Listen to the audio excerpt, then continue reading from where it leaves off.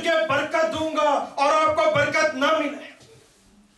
ऐसे नहीं हो सकता। उसने कहा जब तुम मेरे साथ चलोगे तो मैं तुम्हारे लिए ये करूंगा और आपको वो ना मिले। जब आप वो करते हैं और नहीं मिलता, इसका मतलब है कि खुदा खामोश है, और खुदा उस वक्त खामोश होता है जब आपका टेस्ट चलता है। जब तक टीचर क्लास को पढ़ाता है, टीचर बोलता रहता है, 45 मिनट की क्लास है, 1 महीने चलती है, 3 महीने चलती है, तो टीचर बोलता रहता है। जब भी क्लास होती है, टीचर नहीं बोलता तो एक वक्त पे नहीं बोलता, वो है जब वो टेस्ट लेता है, वही टीचर खामोश वहां खड़ा रहता है।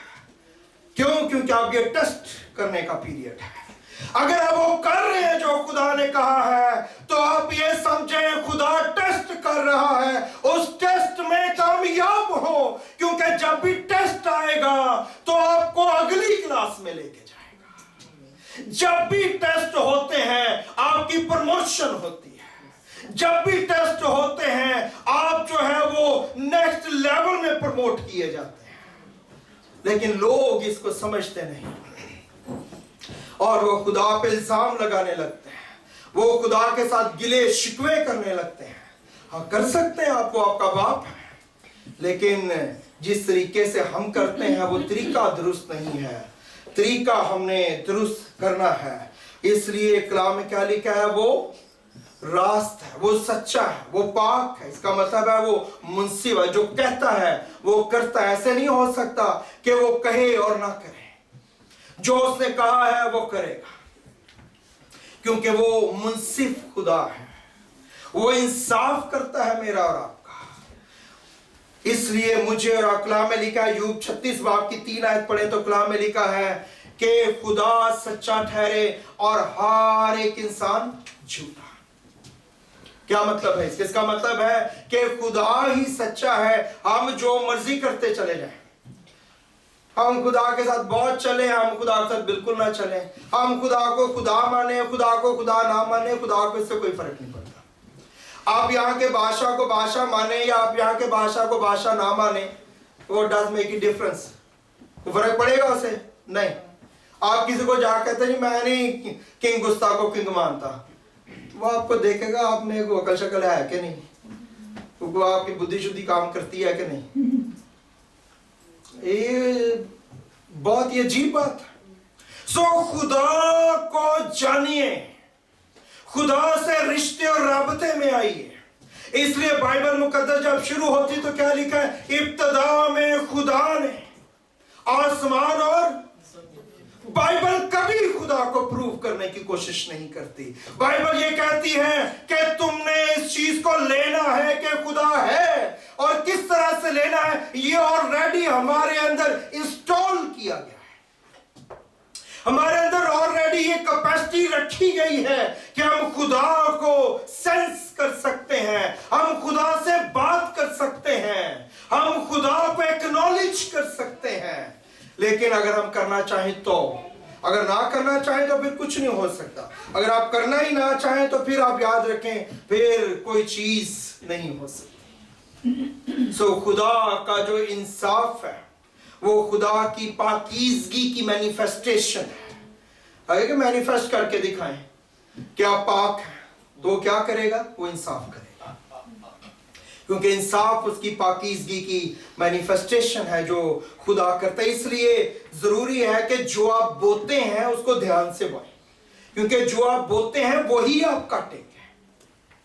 क्योंकि जो आप बोते हैं खुदा इसे मेक श्योर करता है कि आप वो काटें जो आपने बोया है। क्यों?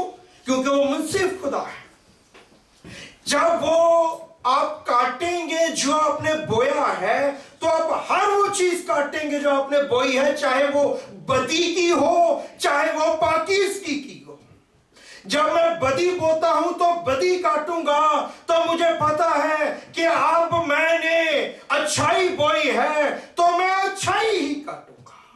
खुदावंद के कलाम में खुदा ने कहा ऐसे नहीं हो सकता कि तुम अपने बच्चों को बुरे हो के अच्छी चीजें देना जानते हो तो तुम्हारा बाप तुम्हें पाकरू क्यों ना देगा।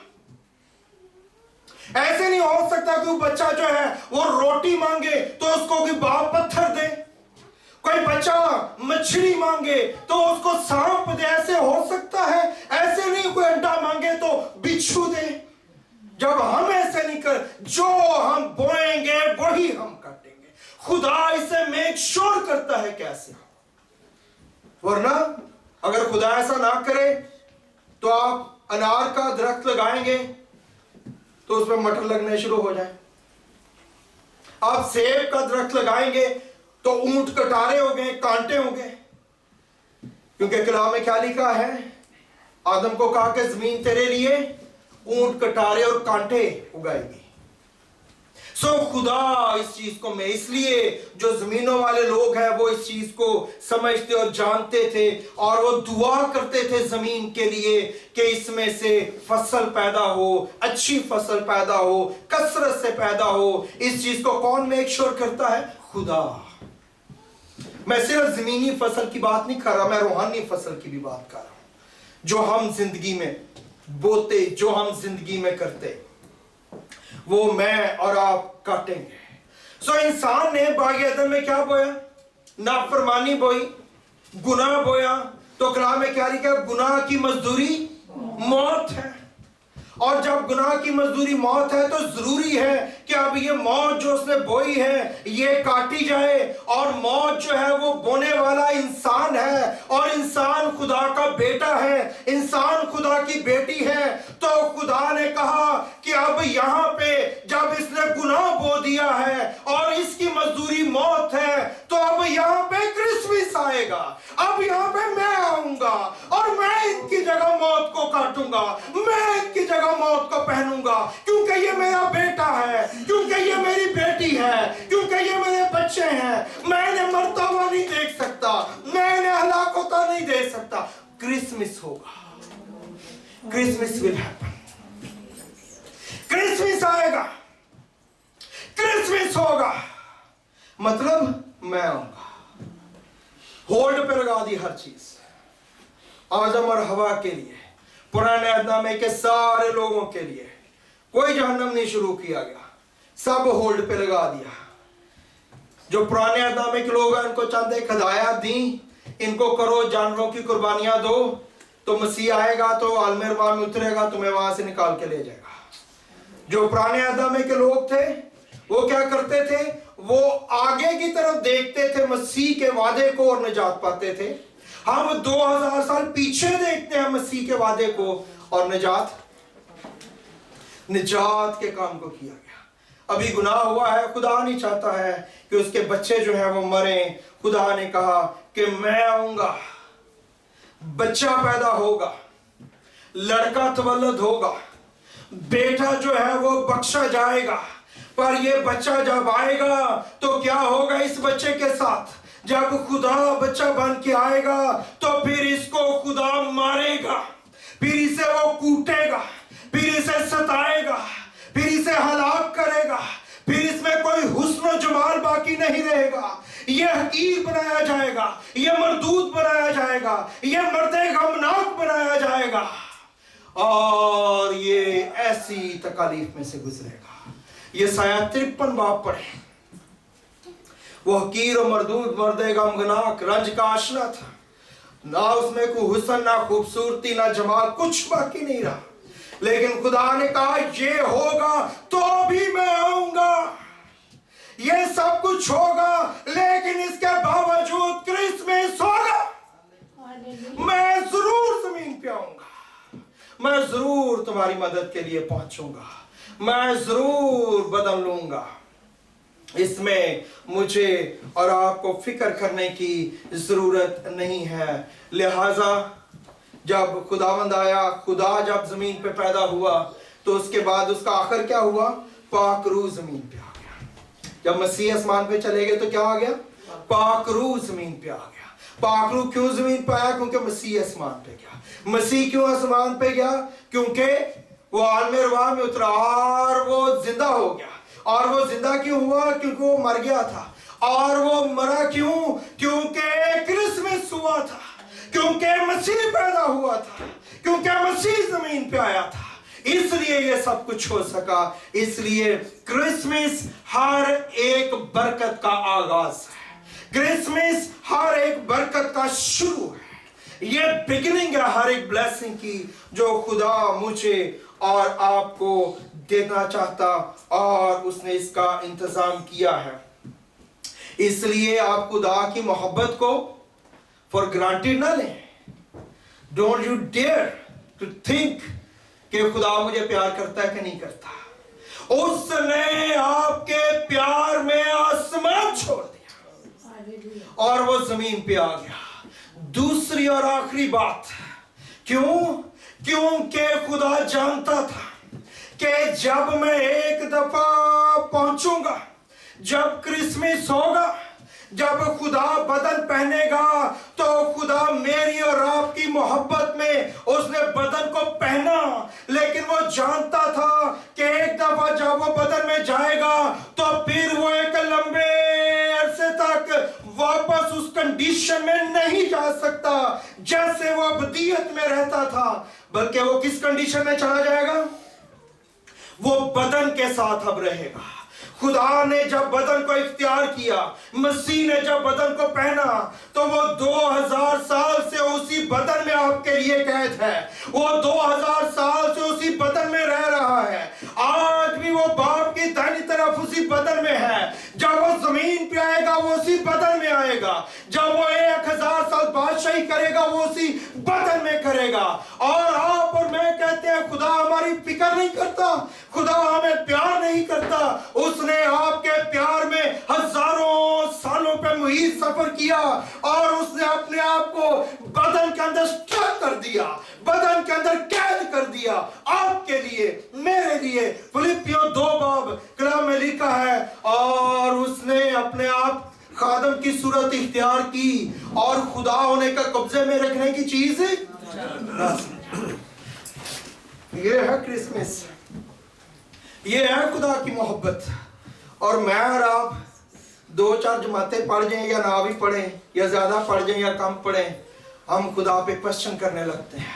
ये है द लव ऑफ गॉड, ये है खुदा की मोहब्बत जो उसने कही, जो उसने बताई। वो आज भी इसी बदन में स्ट्रक है, वो आज भी इसी बदन में रहता है। एक हवाला पढ़े मेरे लिए आखिरी, पहला करंथियों का खाता 15 बाब है 28 आयत पढ़े। आज आपको इसकी समझ आ जाएगी इस क्रिसमस पे, इस हवाले का मतलब क्या है।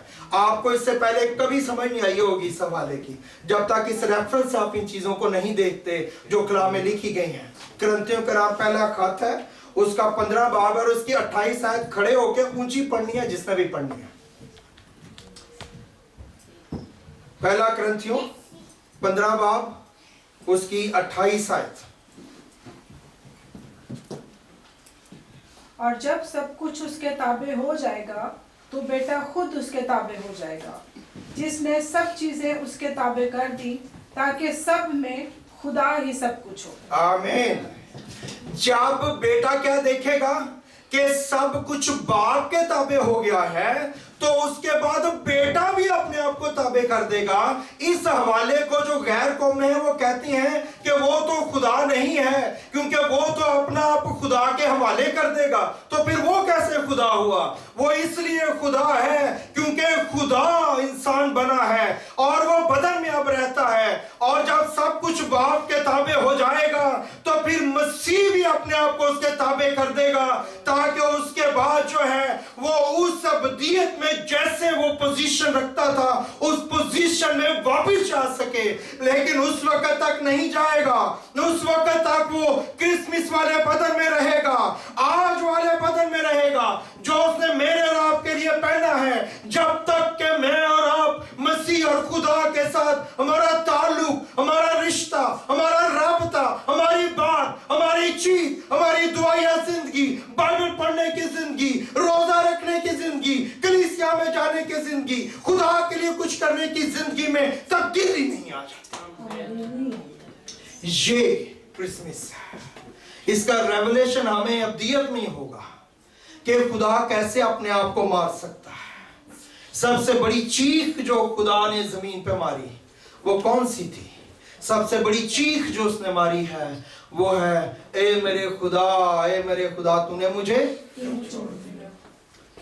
ये इतनी बड़ी चीख है, ये इतना बड़ा रेवलेशन है, ये मिस्ट्री है। लोग कहते हैं कैसे हो गया? अगर ऐसे हुआ तो फिर वो खुदा नहीं था। वो इन चीजों को समझ नहीं सकते, हम लोग इन चीजों को पूरे तौर पे ग्रैब नहीं कर सकते।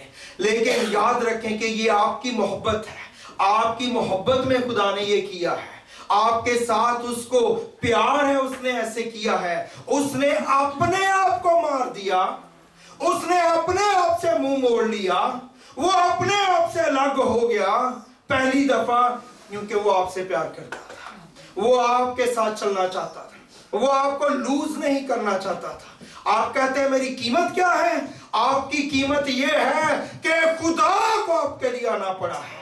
आपकी कीमत ये है कि खुदा को आपके लिए जान देनी पड़ी। आपकी प्राइस ये है कि खुदा के बेटे को सलीब तक जाना पड़ा है। खुदा के बेटे को हजारों सालों के लिए बदन के अंदर स्ट्रक होना पड़ा है। एंड ही हैप्पीली इसको उसने एक्सेप्ट किया है। ये है आपकी वैल्यू, ये है क्रिसमस की वैल्यू, ये है जो आप बैठे हुए हैं। एक आधे पौने घंटे की बात नहीं है। These are the revelations। अगर हमें समझ आ जाए तो फिर हम ईमानदार खुदा के लोग जो हैं, फिर हम ऐसे वैसे नहीं इधर उधर झुक झक जाते, बल्कि हमारी जिंदगी में एक नई तब्दीली, एक नया जोश, एक नया बलबला, एक नई कुव्वत, एक नई कुदरत मूव करने लगती है। काश खुदावन मुझे और आपको क्रिसमस की पूरी समझ दे कि इसके मानी और मतलब क्या है, और हम इसको जान और समझ सकें। आइए अपनी आंखों को बंद कीजिए, अपने सरों को झुकाइए। Praise Jesus।